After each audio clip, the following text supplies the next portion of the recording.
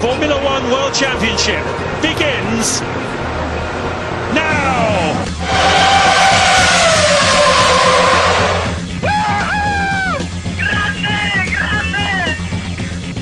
A Fórmula 1 é um dos esportes de maior destaque no mundo.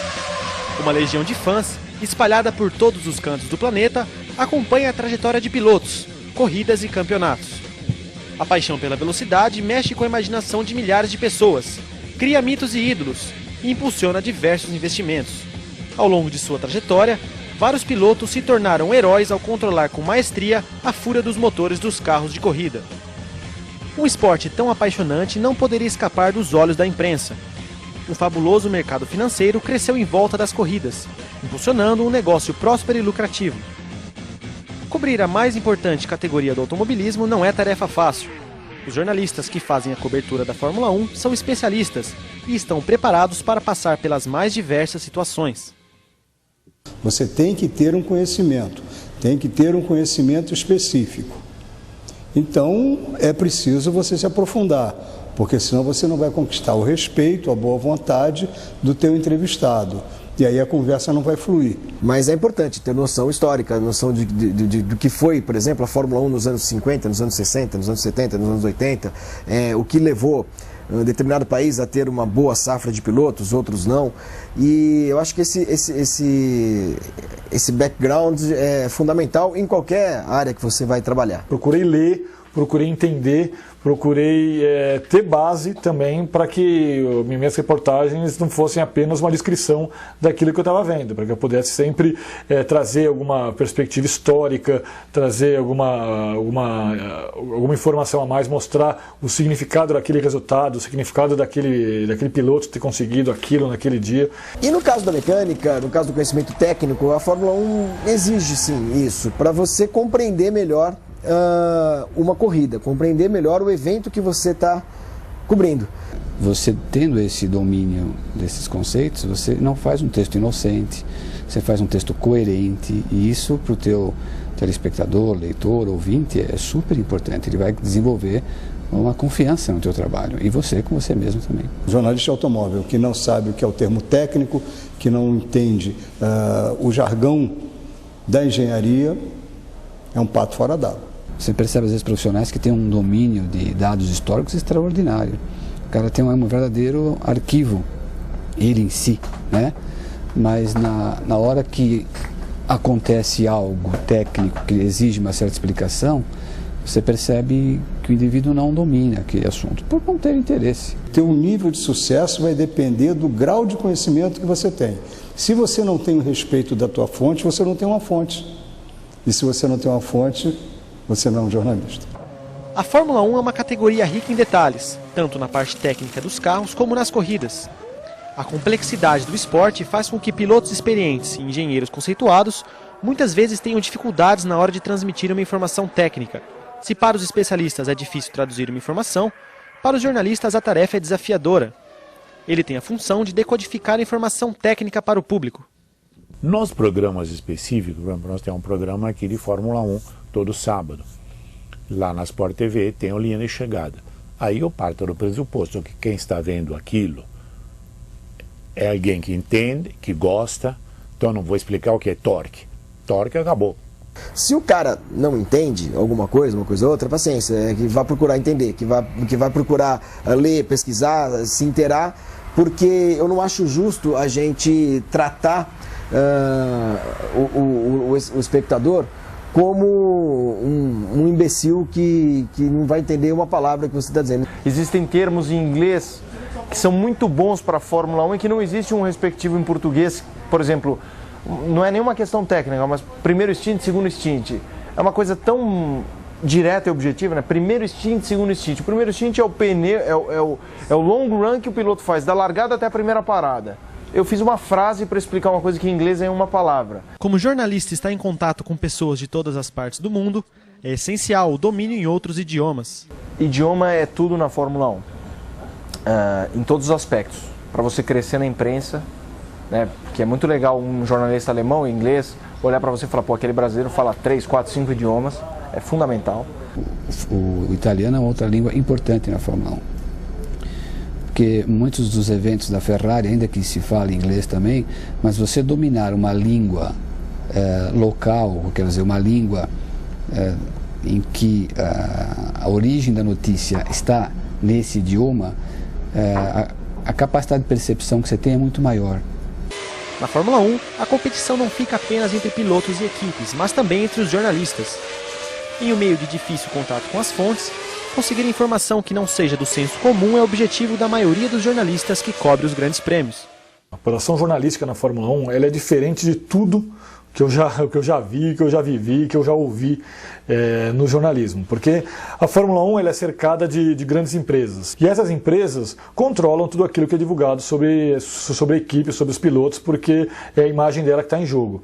Então é muito difícil você conseguir uma informação na Fórmula 1. Um dia estoura um negócio que esse amigo, seja ele de uma equipe, seja ele um jornalista, seja ele um funcionário qualquer, que ele esteja relacionado a esse fato que vai acontecer e ele tem condição de te encontrar e te dar.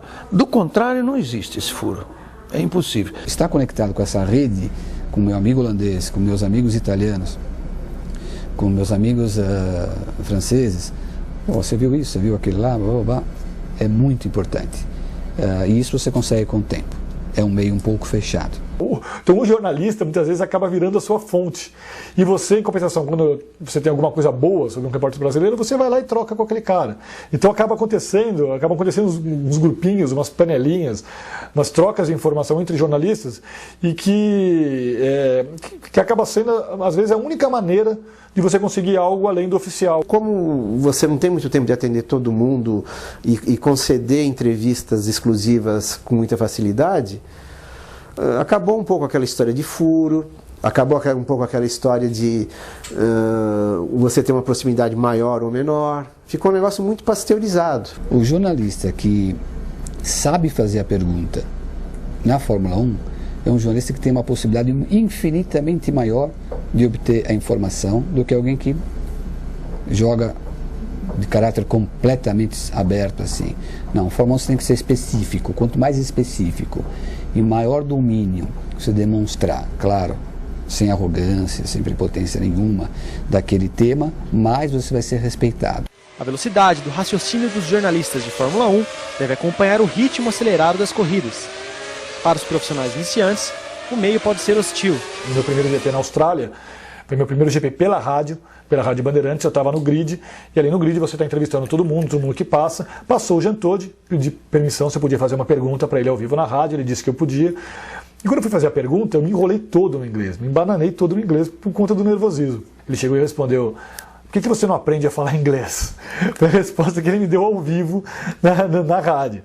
Daí, a hora eu fiquei desconcertado, e a solução que eu tive ali na hora foi inventar uma resposta para o Jean Todt, né? Mas é um exemplo do tipo de pancada que você leva e que chega um momento que você começa a dar também, senão você não vive ali. Muito boa tarde, ouvintes da Jovem Pan. Começa o Fórmula Jovem Pan e nós vamos até... Quem sentiu na pele a dificuldade de começar a acompanhar o circo da Fórmula 1 foi o jornalista da Rádio Jovem Pan, Felipe Mota. Ele começou a cobrir o esporte ainda muito jovem, aos 22 anos. A Fórmula 1 tem pessoas que estão lá há 30, 40, 50 anos e são pessoas que acham que são completos, e não estou me referindo aí a jornalista brasileiro, todo mundo, dono do pedaço. E eu entendo, eu acho que respeito você tem que adquirir. Então eu acho que as pessoas te tratarem super bem, você precisa conquistar, só que não precisam te tratar mal. E eu fui maltratado. O início da cobertura não foi fácil. Além da dificuldade em obter a informação exclusiva, ele teve problemas de relacionamento com jornalistas mais antigos no meio. A Rádio Brasileira é uma rádio de paixão, então você tem que falar um pouco alto. Os europeus não gostam disso. Então teve gente que mandava eu calar a boca, assim, alto. Assim, não é que chegava pra mim e falava cala a boca. O cara do outro lado da sala de imprensa gritava pra eu calar a boca. Em sua 5ª temporada de Fórmula 1, Felipe Mota acredita que ter um bom relacionamento com alguns jornalistas mais experientes foi fundamental no início de sua carreira. Lívio Eurico, do estado de São Paulo, é uma pessoa sensacional. Reginaldo Leme, da TV Globo, sensacional. E os meus colegas de Jovem Pan, Theo José e Cláudio Karsug, que já eram super consolidados no meio e que me receberam como se eu fosse igual. Hoje, os jornalistas brasileiros que fazem a cobertura da Fórmula 1 são grandes aliados. Eu cheguei em Fórmula 1 em 2004, eu posso dizer que não havia nenhum companheirismo, a imprensa era completamente rachada. existiam profissionais que não se falavam nem bom dia. O grupo atual é absolutamente unido e isso faz a diferença na cobertura. São 4 jornalistas brasileiros, são 40 espanhóis, 70 alemães, 50 ingleses, ou seja, você 4 é um peso muito pequeno na Fórmula 1. Mas felizmente a gente chegou num nível hoje de um relacionamento profissional meio raro, eu diria, não só na mídia brasileira. A gente consegue manter uma relação um coleguismo bastante grande, porém eu não sei o que os meus concorrentes fazem, nem eles sabem o que eu faço também. Centenas de jornalistas de todas as partes do mundo fazem a cobertura da Fórmula 1. Num universo onde os homens estão em maioria, Tatiana Cunha faz a cobertura para a Folha de São Paulo. Ela é a única mulher fixa no grupo de brasileiros que acompanham a Fórmula 1. Eu sempre gostei de Fórmula 1 desde pequena, sempre digo que é culpa do meu pai. Ele me fazia acordar cedo para assistir corrida com ele, desde pequenininha, mas eu sempre gostei. Ela ressalta que não enfrenta problemas no exercício da profissão por ser mulher. E às vezes pode até ser um ponto positivo, porque como a maioria é homem, você ser mulher você já é diferente, então você já é, as pessoas já te marcam mais. Em meio a quase 180 milhões de pessoas, é comum encontrar torcedores que são apaixonados pelo esporte e outros que apenas apreciam a categoria, sem um envolvimento maior.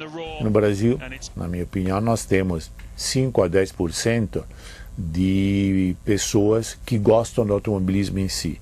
E 90 a 95% de gente que via ou vê ainda a Fórmula 1 em função de ter um brasileiro que ganha. Se aparecer uma velhinha de 80 anos ganhando boliche veterano feminino, esse país vai começar a respirar boliche veterano feminino. Vai ser uma coisa maravilhosa. A nossa velhinha, Brasil, Will, sabe? Mais uma vez o mundo se curva perante o nosso talento, mas nós não gostamos de esporte. E eu acho que isso faz com que o público seja acrítico, sabe? O público seja conduzido a ver esporte dessa forma. Então você vê uma chamada da Globo, por exemplo, na Fórmula 1, é assim: nesse domingo, 9 da manhã, Grande Prêmio da Hungria, vamos torcer para o Felipe Massa, para o Rubens Barrichello e para o Nelsinho Piquet. Pô, cacete, eu não quero torcer. Se eu não quero torcer, eu quero ver a corrida, né? Vamos ver um grande espetáculo.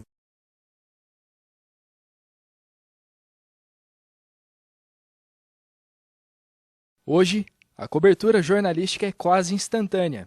Mas no passado, a prática do jornalismo não era tão fácil. Um dos recursos mais utilizados nas salas de imprensa foi o telex. Existiam operadores, uma sala de imprensa, os jornalistas faziam o texto deles, entregavam o texto para um operador e o operador picotava. Então, em qualquer autódromo, eu convencia o operador a deixar eu bater direto. Eu não fazia o meu texto, então eu batia direto no telex.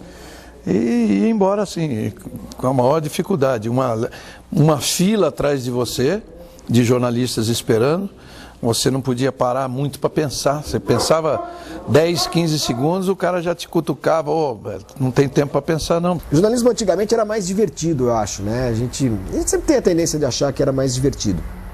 E era mesmo, porque era uma coisa mais...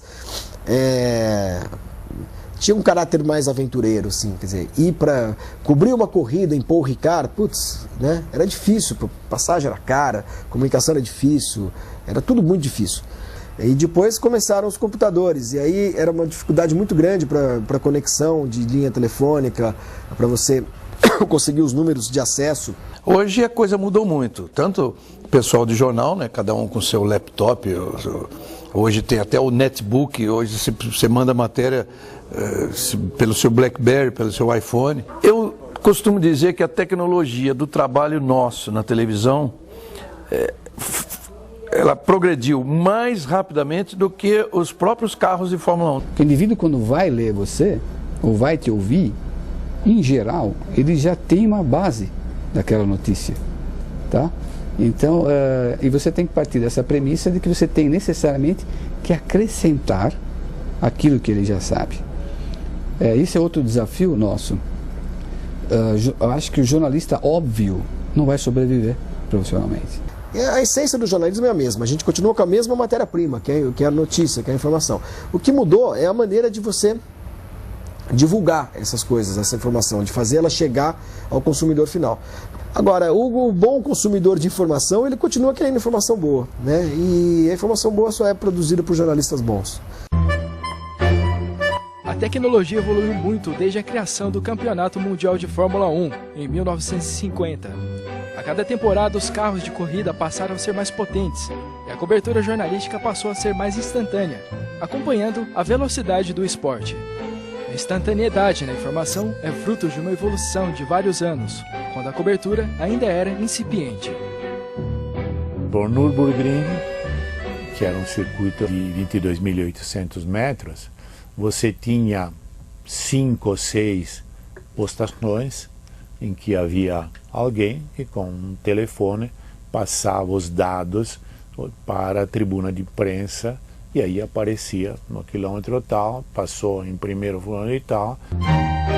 Pilotos como Juan Manuel Fangio, Alberto Ascari, Giuseppe Farina e Steve Moss despontaram como principais competidores dos anos 50.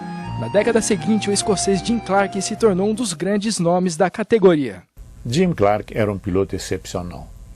Eu tenho uma lembrança muito viva do Grande Prêmio da Itália de 1966. Foi realmente um espetáculo absolutamente fora de série. Eu me recordo que estávamos lá na tribuna de imprensa, havia um jornalista francês, Jean Bernadette, que era, digamos, um pouco decano da imprensa motorística mundial.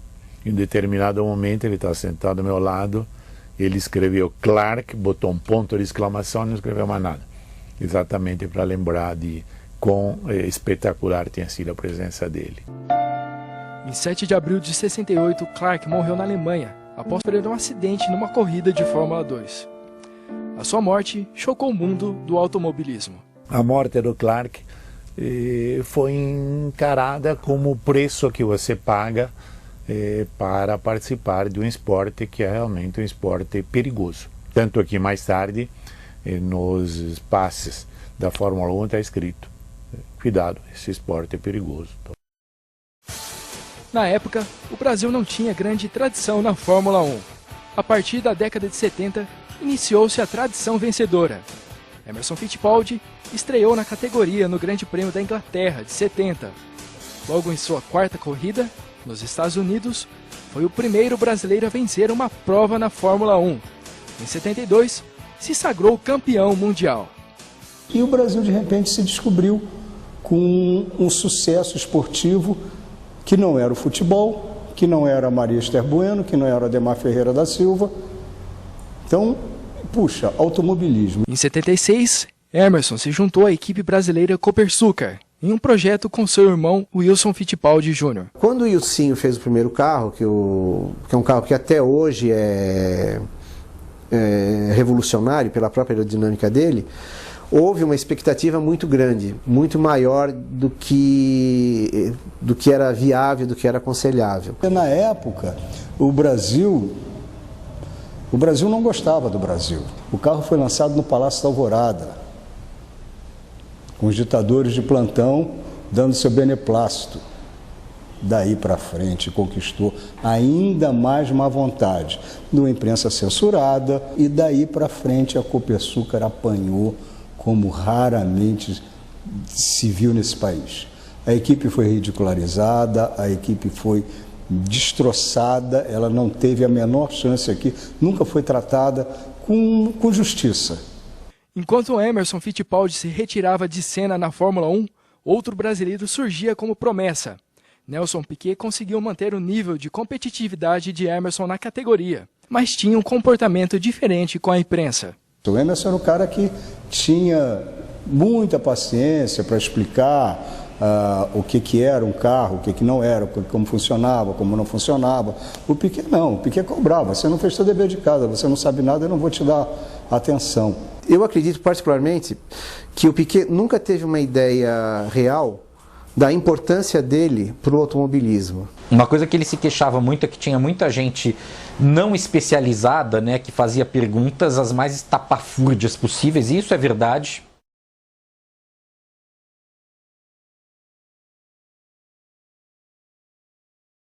Em 83, Nelson Piquet conquistou o bicampeonato mundial de Fórmula 1 pela equipe Brabham. Nesse mesmo ano, Ayrton Senna bateu recordes na Fórmula 3 inglesa. O jovem piloto conquistou o título e despontou para o mundo da Fórmula 1. A expectativa é agora nós teremos 2 campeões. Só que aí um entrou em contraposição ao outro. O Piquet não aceitou essa história. Pô, vem chegar um cara aqui para dividir meu bolo. O Ayrton, antes de entrar na Fórmula 1, falava assim: eu tentei me aconselhar com o Piquet, mas ele não deu a menor bola para mim. Eu falava: Ayrton, o cara é assim, reservado, um pouco tímido. Vamos chegar nele de forma diferente. Ou eu te levo, ou você vai, mas chega de forma diferente. Mas o Ayrton esperava uma reação do Nelson muito amistosa logo de cara. Entendeu? Foi aí que erraram os dois, né? Erraram o Ayrton na expectativa, errou o Ayrton na expectativa e errou o Nelson de ser realmente o primeiro contato dele com qualquer pessoa é muito frio. E essa rivalidade, a meu ver, foi muito alimentada pela briga que existia entre o Globo e o JB na época. O JB e Globo era coisa assim ferrenha. Era de... o que um dava, o outro tinha que dar, senão não rolava a cabeça.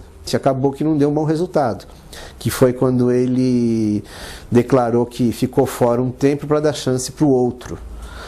O Piquet, que não é realmente o embaixador, não gostou, né? Acusou o golpe, e aí foi o início de uma relação tempestuosa entre os dois. Isso aí não foi a imprensa, de uma forma geral, foi um repórter do Jornal do Brasil que ouviu essa história e passou essa história para o Piquet.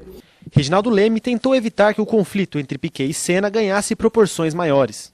Levei o Ayrton até a cadeira onde o Nelson estava sentado e começamos a falar sobre esqui. Eu não tenho nada a ver com esqui, mas eu procurei um assunto que unia os dois e deixei os dois conversando bastante tempo. Era assim que eu conseguia. Eu achava que um dia ia dar certo. Cara, ia dar certo. O jornalista Wagner Gonzalez teve a oportunidade de assessorar Ayrton Senna e Nelson Piquet. Ele conciliava o trabalho de assessor com a função de repórter em veículos de comunicação. Para mim, pessoalmente, custou algumas rusgas, algumas diferenças com o Ayrton. Porque eu não podia, enquanto eu estava trabalhando o acesso da imprensa a ele e cuidando disso, por outro lado, eu também fazia um trabalho para rádio, para jornal, para TV, enfim, variou muito. E nessa hora você tem que colocar os fatos. Enquanto Piquet não fazia questão de parecer simpático ou atencioso, Ayrton Senna tinha um comportamento mais amigável. O Senna lidava bem com a câmera e com a Globo. O Senna não era um cara mau caráter, antipático, imbecil, chato, pentelho, não era nada disso. Ele era um cara profissional, mas ele era um cara, em geral, mal-humorado, ele era um cara, em geral, muito tenso. Era muito comum ele dar entrevistas coletivas quando ele fazia viagem de ida ou de volta, né, para a Europa, enfim. Só que a coletiva, na verdade, era o seguinte: ele chegava, atendia a Globo, a gente ficava lá ouvindo o que ele falava para a Globo, desligava a câmera da Globo, ele fechava o sorriso e não falava com mais ninguém. Você tem para aprender na Fórmula 1 ainda? Para aprender? A lidar com vocês, jornalistas, que é sempre uma dificuldade. Só que com a Globo a relação era diferente porque ele era amigo pessoal do Galvão Bueno. E isso trazia um viés à cobertura da TV Globo para a Fórmula 1 muito indesejável, na minha visão. Porque virava o mundo contra Ayrton Senna. Tem alguns aspectos da imagem do Senna que são realmente isso, imagem. Então o Senna para a Globo nunca errou, nunca cometeu um erro. Né? Quer dizer, quando o dia que ele bateu em Mônaco só faltou a Globo dizer que o guarda-reio entrou na frente dele. O Senna abandona a prova. O pneu traseiro esquerdo. Ali estava vazio. E eu lembro que a gente, por exemplo, nesse dia de Mônaco, a nossa manchete foi o Barbeiro de Mônaco. A gente exagerava um pouco, até. A Folha sempre foi um pouco assim. A gente exagerava por outro lado. Mas era positivo, eu acho, na minha opinião, isso, porque fazia as pessoas pensarem um pouco também e enxergar o fato de que não é porque o cara é brasileiro que o cara é infalível. E o evento Balestre Prost transformou ele ainda mais. Aquilo virou uma guerra santa. Sabe? Claro que estou forçando um pouco, mas é algo por aí. Teve uma conotação dele se sobrepondo às forças do mal. Em 91, a Fórmula 1 vivia uma de suas grandes fases no Brasil, já que Ayrton Senna estava em destaque na temporada. Assim, A mídia brasileira também estava em ebulição. Muita gente foi cobrir automobilismo sem estar preparado, o que era natural, porque era um pessoal egresso do futebol. E às vezes até mandavam pessoas preparadas, mas que eram obrigadas a fazer perguntas que não tinham nada a ver com o assunto. E isso acaba expondo o repórter experiente a um constrangimento absolutamente desnecessário. E muita gente acaba não fazendo a pergunta e falando, olha, o cara não quis responder. O sucesso de Ayrton Senna na Fórmula 1 deixou em estado de êxtase a população brasileira. Era comum a exaltação ao piloto, de modo que os jornalistas tinham que lutar para fazer uma cobertura imparcial do esporte. Sempre é possível você fazer uma cobertura isenta e sem entrar no oba-oba. Eu acho que depende muito mais, primeiro, da índole de quem vai escrever e, segundo, da orientação que você recebe do seu editor.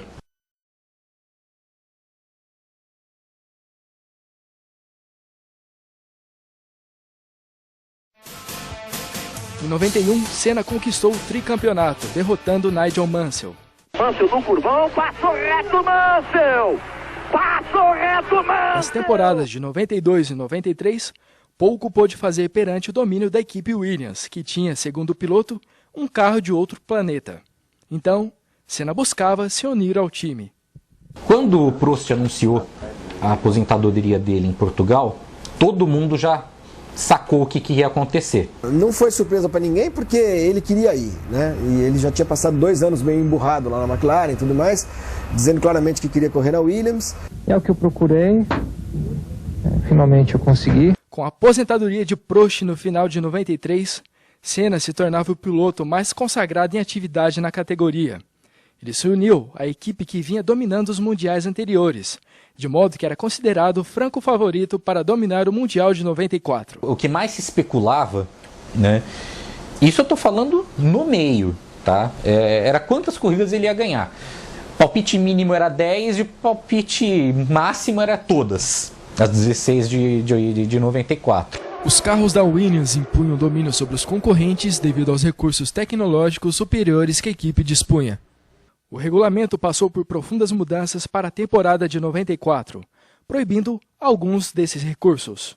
E eu lembro que quando ele fez o primeiro teste em Portugal, eu estava dentro do box e ele saiu do carro e falou assim, pô, bem na minha vez, cagaram no carro. Ele saiu do carro, deu 5 voltas, saiu do carro e falou isso pra mim. Aí aquela coisa é a história do o lobo, e o lobo não vem. Aí quando o lobo vem, você não acredita na pessoa, né? O Senna, quando estava ganhando corrida na McLaren imbatível em 91, o cara falava de problema no carro e tal e coisa, não sei o que, e reclamava. Aí quando ele fez os primeiros testes e começou a falar que o carro tinha problema, ninguém acreditou. Em sua primeira corrida pela Williams, em Interlagos, Senna marcou a pole position e perdeu a liderança para Michael Schumacher. Ele rodou e abandonou a prova enquanto tentava alcançar o alemão. Foi uma surpresa muito grande quando o Schumacher assumiu a liderança depois da parada de box, né? Mas eu pensei, bom, o Senna vai recuperar, né? E não recuperou. Isso que foi surpreendente, né?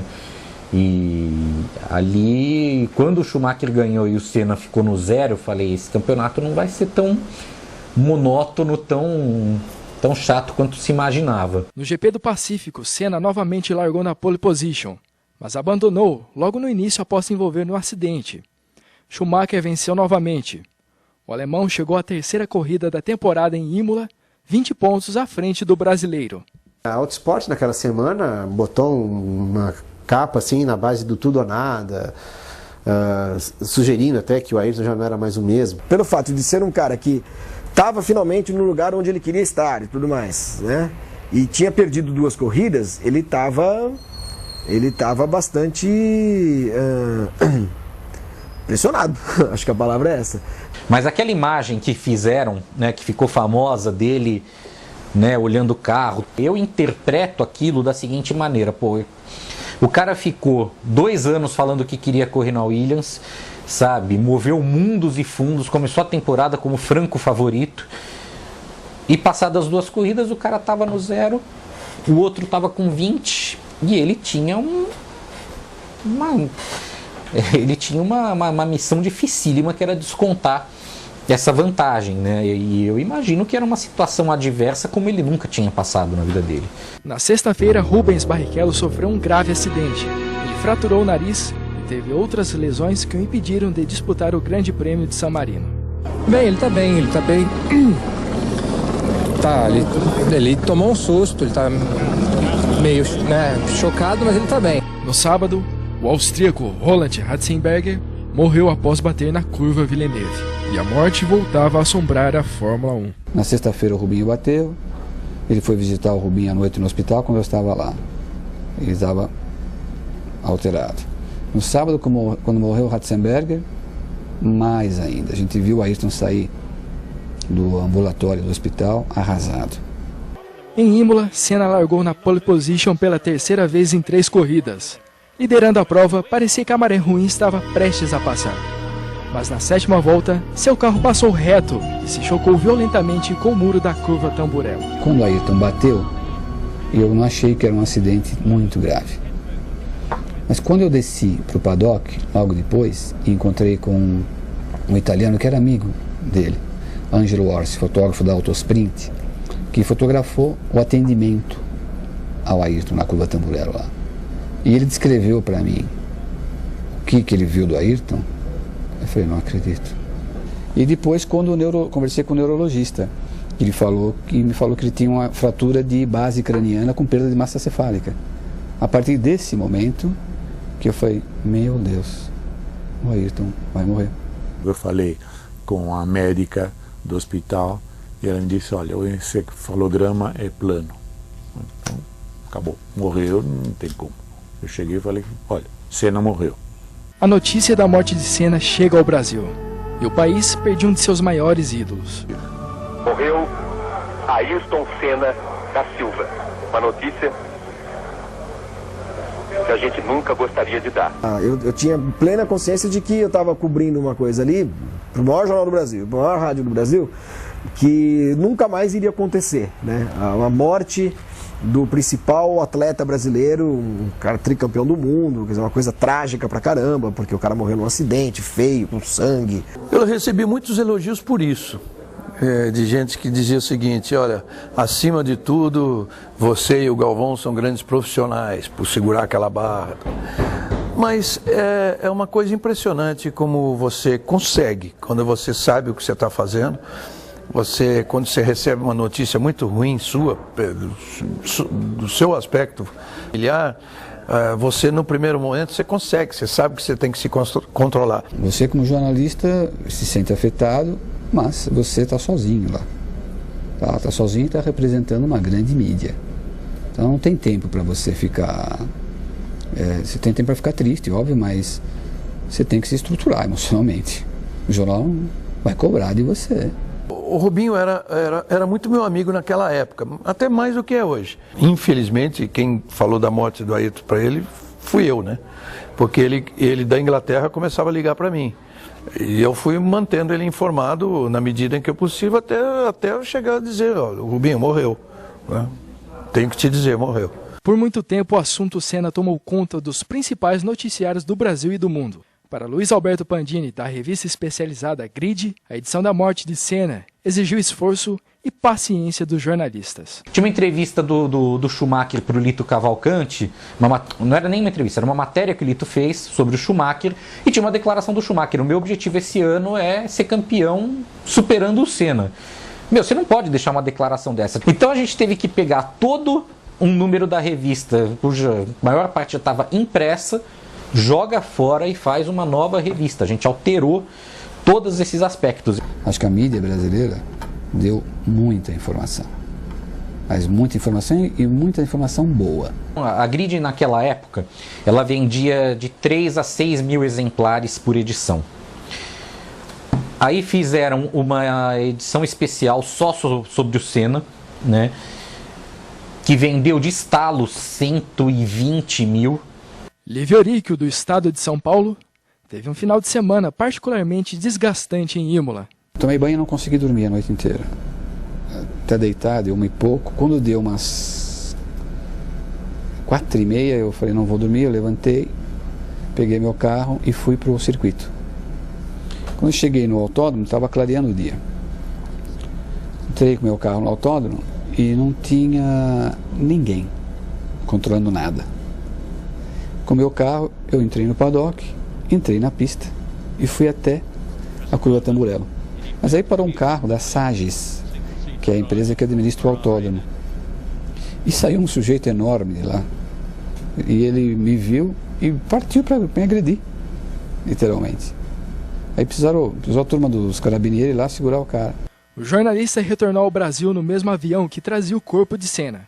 Eles tiraram as cadeiras centrais dessa parte da classe executiva menor e puseram o caixão lá.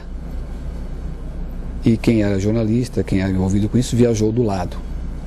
Então nós viajamos de Paris para São Paulo, 12 horas de voo, com o caixão da Ayrton Senna do lado. Na corrida seguinte em Mônaco, o austríaco Karl Wendlinger se chocou na saída do túnel e entrou em coma. Com os incidentes, havia uma grande sensação de insegurança no esporte. Você para e pensa, né? Pô, será que é a conjunção dos astros? Eu pensei comigo, o que vai ser dessa Fórmula 1? O fato é que eu tinha a impressão a todo momento que eles iam bater e ia morrer mais gente. Eu não assisti a largada de Mônaco, que achei que ia morrer gente. Eu tinha a impressão na época que houve uma certa satanização do esporte, da Fórmula 1. Assassina, matou o Ayrton Senna, nosso herói, coitadinho. O Jornal do Vaticano saiu com a manchete que tinha que proibir corrida de automóvel. Ridículo isso. Automobilismo é perigoso, cara. Não adianta. Você botar um cara num carro a 300 por hora, é muito mais fácil ele morrer se ele bater do que se eu capotar o meu lá na Avenida Paulista, entendeu? Sem a presença de Senna na Fórmula 1, o foco da cobertura jornalística dos veículos brasileiros também mudou. A nova esperança do país era o jovem Rubens Barrichello. Com apenas 22 anos, ele recebeu e assumiu uma grande responsabilidade: substituir o ídolo Senna. Um desafio que a gente tem é assim, com o que eu vou abrir a cobertura? Você tem que ficar pensando o que você vai abrir a cobertura. Na época do Ayrton, essa dúvida não existia. Era em cima dele, principalmente, 99% dos casos.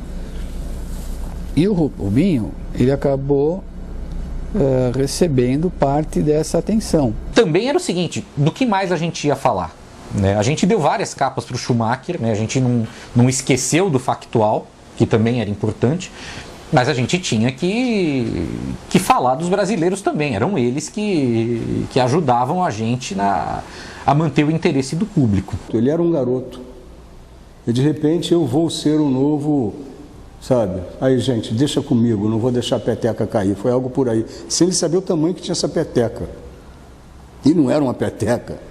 Era um mundo que foi jogado nas costas dele. Ele se apresenta no GP do Brasil de 95, o primeiro depois da morte do Senna, com um capacete especial, né, com pintura igual ao do Senna na parte vermelha do capacete, né, quer dizer, aquele discurso super otimista dele. E quando chega em Interlagos, ele fica lá para trás e fica atrás até do Ed Irvine, que era o companheiro dele, em todos os treinos e na corrida também. Esse foi o ponto em que o Barrichello deixou de ser a promessa na visão do público brasileiro e começou a virar motivo de piada. E a gente brasileiro, a gente glorifica. Quando não é 100% o que a gente espera, o troco é muito violento e desrespeitoso e baixo. O Rubinho foi achincalhado. Ele não merece, nem como piloto, nem como pessoa, os tratamentos que ele teve por aí, não.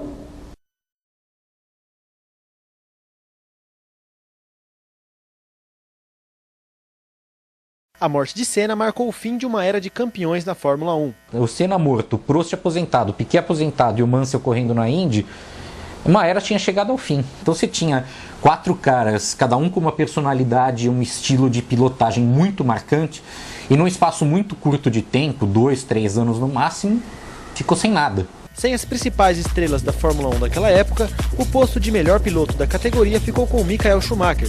O jovem e talentoso alemão venceu de maneira polêmica seu primeiro título mundial, em 1994.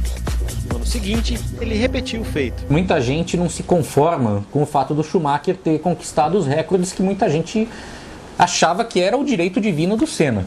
O Schumacher fez 2 grandes canalices na carreira dele, grandes mesmo, quer dizer, só acho que assim, isso não é o suficiente para julgar o caráter definitivamente do cara, né? Porque do mesmo jeito que ele fez isso, putz, todos os pilotos, todo piloto é um cafajestinho em potencial. Schumacher se mudou da Benetton para a Ferrari em 96. Ele chegou à marca de 7 títulos mundiais, recorde absoluto na categoria. Estabelecia-se então o Império Vermelho na Fórmula 1.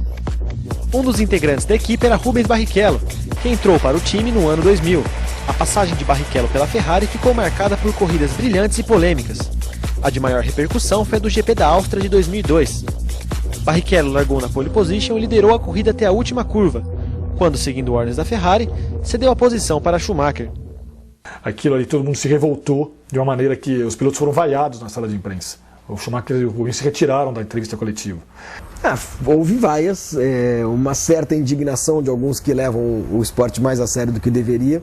Houve gente que achou engraçado. A outra polêmica foi em 2005, nos Estados Unidos, quando a corrida teve apenas 6 carros. Problemas com os pneus da Michelin fizeram com que a Ferrari fosse a única das grandes escuderias a estar com os pilotos na largada. Até os últimos instantes, jornalistas não tinham certeza de que haveria a prova.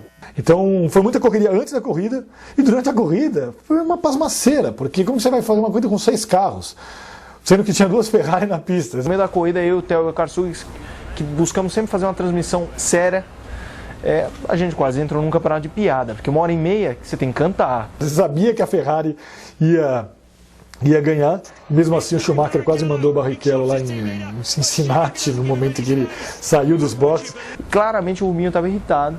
Eu fiz uma pergunta, sinceramente eu não achei que ia ser uma pergunta que já geraria uma super resposta, mas o Rubinho deu aquela declaração de que ele era um brasileirinho muito pequeno, diante de um mundo muito grande na frente dele. Foi ali que ele deu o primeiro sinal que vou sair da Ferrari, 2 meses depois ele saiu.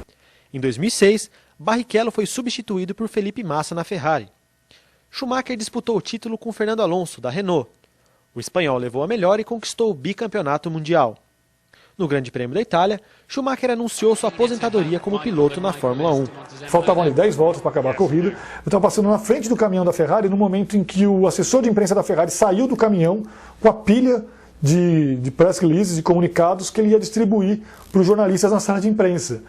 E o primeiro que ele encontrou foi eu, porque eu estava saindo, eu estava cruzando o caminhão. A hora que ele me viu, ele chegou, para você. Chegou e me entregou assim papel. Eu lembro que me deu um desespero, aquele frio na barriga que eu falei, puxa, eu vou ter desinteria.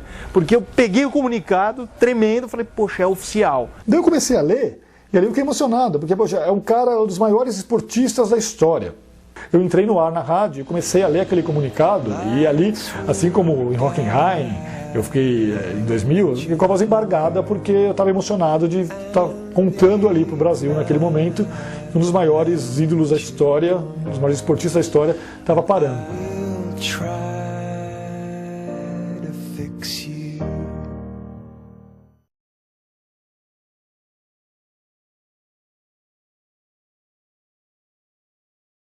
Na primeira temporada pós-Schumacher, a Fórmula 1 estava dominada pela nova geração.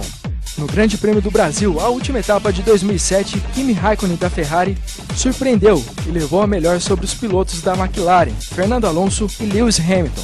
Em 2008, Felipe Massa pôde disputar o título daquela temporada roda a roda com Hamilton. Ele chegou a Interlagos, podendo conquistar o título em seu país natal. Para levar o título, Massa precisava descontar 7 pontos de Hamilton em Interlagos.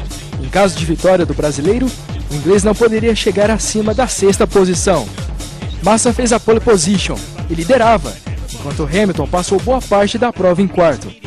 Nas voltas finais, a chuva deu as caras no circuito paulistano, o que fez com que a maioria dos pilotos fosse para os boxes trocar os pneus. A partir de então, a corrida se movimentou de forma intensa na disputa pelo título. Por mais que você não torça, enfim, que você tenha que se distanciar para cobrir o evento, não tem como, você não se emocionar com aquela coisa assim. Eu estava na sala de imprensa, quando o Vettel passou o Hamilton, não vou dizer torcer, não torcer, eu fiquei feliz. Quem você preferia, Hamilton campeão ou Massa? É óbvio que o Massa, isso é pelo Massa, você gosta mais dele, você é amigo dele, não é pelo Massa, até por mim. Muda você ser o repórter de um campeão mundial. Eu lembro que a hora que estava terminando a corrida assim, eu falei, meu Deus, o Massa é campeão do mundo. Então eu tô correndo pro box para entrevistar o Massa e ouço, Massa é campeão do mundo. Aquilo não sai da minha cabeça até hoje. O Massa foi campeão do mundo. De repente ele, opa o quê, né? Eu não consegui imaginar, opa o quê? Aí eu olhei pros tempos assim, eu falei assim, não, mas peraí, o que o Glock tá fazendo ali? O Glock foi o sexto. Aí foi aquela tragédia, né? Corre pra ouvir o Hamilton, corre pra ouvir o Massa. Naquela hora ninguém pode falar, um tumulto, foi uma tragédia. Aí vi o Hamilton chegando lá com a bandeira lá. Aí assisti a cerimônia do pódio, que foi super bonita, tava anoitecendo, assim, eu lembro que foi uma imagem bem bonita. Eu tava com o Bruno Vicari, companheiro na Jovem Pan, e ele tinha um celular bom de imagem. Eu olho o carro na minha frente, o carro da Toyota. Eu falei, Bruno, carro da Toyota. Ele já puxou o celular e eu naquela hora fiz um vídeo.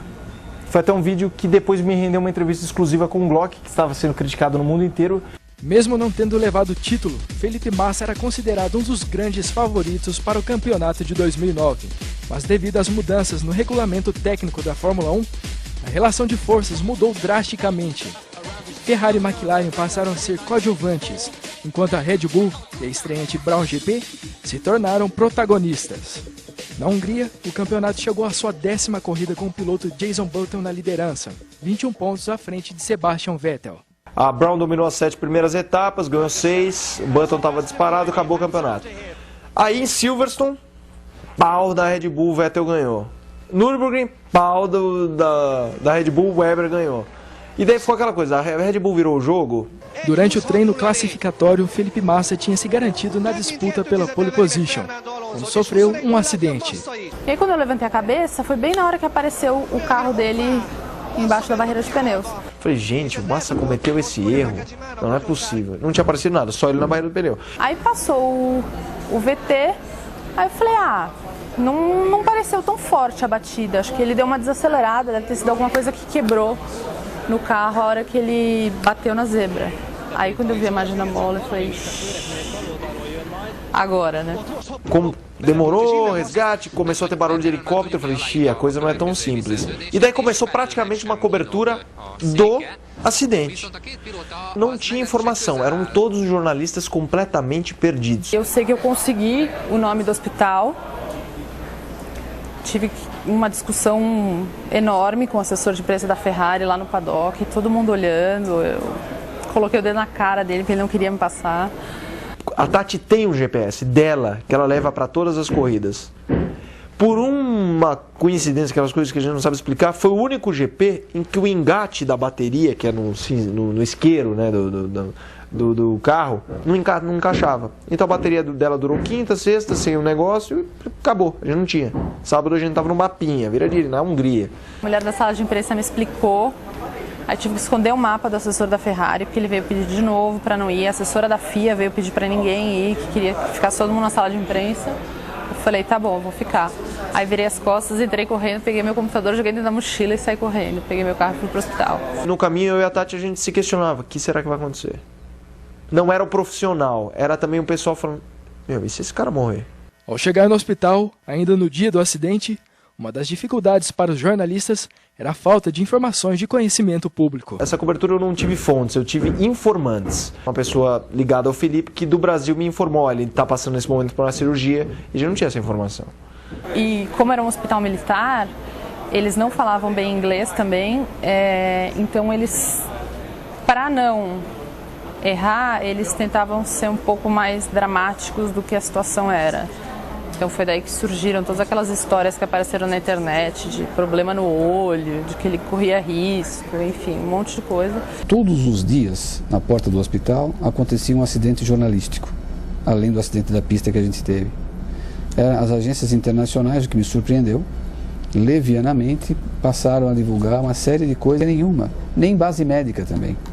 Isso foi muito curioso, né? Você vê como as pessoas querem sangue, as pessoas querem... Não dá ibope falar que o Felipe está bem. Assim que a corrida terminou, o foco se voltou totalmente para o hospital. Que acabou a corrida, a Tatiana foi imediatamente. A gente dividiu o mesmo carro. Ela falou, você vai? Eu falei, vai que eu precisava fazer umas coisas, eu tinha que desarmar todo o equipamento de rádio. Eu falei, vai e a gente vai se falando. E eu fui com o Reginaldo Leme. E eu fui conversando com o Reginaldo isso. Falando, Reginaldo, eu tô meio besta. Como você fica frio. E ele contou daí casos dele, acidentes que ele pegou, mortes que ele viu. O caso que eu mais senti foi o Ronnie Peterson, que era um cara que eu adorava. Eu convivia com ele e a mulher. O Gilles Villeneuve nunca foi tão amistoso pelo próprio jeito dele, meio reservado, mas era uma pessoa que era meu ídolo, né? Quando o Gilles morreu, voltei para casa. 2 semanas depois eu tive que ir para Mônaco, onde ele morava. Eu fui direto para casa da família dele. Eu bati na porta, fui conversar. Eu sei que eu estava lá trabalhando, mas em nenhum momento pintou uma lágrima, um sentimento assim de muita tristeza. E eu falei, gente, impressionante como nessa situação, naturalmente, você fica uma rocha. Em meio à tensão e às dificuldades para a realização do trabalho dos jornalistas, do lado de fora do hospital, coisas inusitadas aconteciam. A gente quase viu vários atropelamentos, a gente viu várias brigas de trânsito, briga de cachorro, mulher tomando sol na janela, tinha de tudo, tava uma festa. Começa um pau de rua mesmo, soco, pá, pá, entra a mãe no meio, o cara dá uma capacetada no carro, aí vem um gordão do outro lado da rua para interromper a briga, gritando em húngaro.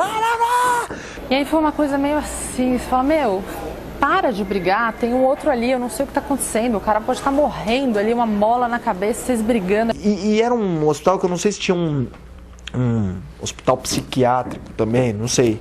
Mas tinha umas pessoas claramente, e aqui eu quero falar até com respeito, não quero fazer graça, pessoas com problemas psiquiátricos, e eles saíam do hospital, começavam a conversar com um poste, aí vinham, começavam a pegar cigarro do chão e fumar, vários e vários personagens que se repetiam todo dia, eles ficavam lá. E isso dava toda uma característica de cobertura também meio surreal. Durante o período em que Massa esteve internado, os jornalistas ficavam de plantão o dia inteiro na frente do hospital, expostos ao calor e em condições complicadas de trabalho. Teve gente que ficou com as costas travadas, não conseguia andar. Teve gente que passou mal à noite, não conseguia comer. Eu também teve um dia que passei mal à noite. Só que aquela foi uma semana que parece que os deuses do automobilismo queriam destruir todo mundo. A Tatiana tinha quarto no mesmo hotel que eu. Eu não podia, como eu estava passando muito mal, muito enjoado, ela fazia sopa. Porque nessa hora você está tão sozinho que um ajuda o outro. A jornada dos brasileiros em Budapeste só acabou quando Felipe Massa recebeu alta. Então eu lembro que eu avisava minha noiva, eu falava, ó, você se prepara que eu tô, não é grosso, não é irado, não você fica meio biruta, você olha pro nada, você fica meio xarope. Eu sinceramente nunca achei que eu fosse passar por uma situação dessa na Fórmula 1, porque você sabe que é um esporte perigoso, você sabe que as pessoas morrem, você sabe que, enfim, mas ao mesmo tempo parece muito distante, assim, sabe? E aí quando acontece justo com um piloto brasileiro, assim, você fala, eu tenho que estar preparada, entendeu? Tenho que saber que a qualquer momento pode dar uma merda dessa.